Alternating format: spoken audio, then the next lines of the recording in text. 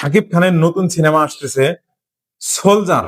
Soldier cinema নিয়ে শাকিব খান নতুন রূপে ভক্তদের মাঝে আবারও আসতে চলছে। কিছুদিনের মধ্যে সেই সিনেমা রিলিজ হবে। সবাই দেখবেন শাকিব খান একদম নতুন রূপে ভক্তদের মাঝে আসবে। এবার একটু ভিন্ন রূপে আসতে চলছে। এটা নিয়ে আপডেট আপনাদের মাঝে তুলে ধরবো আজকের এই ভিডিওতে।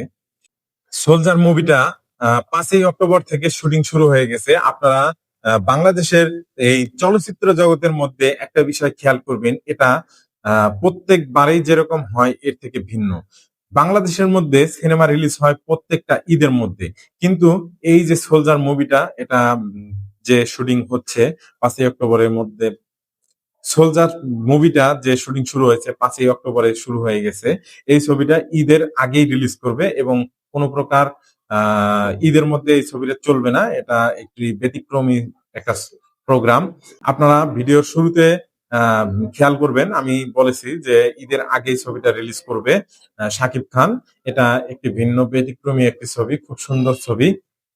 শাকিব খানের যে ভক্ত আছে সবাই দেখবেন যে এই সোলজার মুভিটা একটু ব্যতিক্রমী হবে। আমার কথার সাথে আপনারা মিলিয়ে নিবেন। শাকিব খানের যারা ভক্ত আছেন এই ভিডিওটা সবাই একটু বেশি বেশি লাইক করবেন, কমেন্ট করবেন, শেয়ার করবেন, সবার মাঝে ছড়িয়ে দিবেন।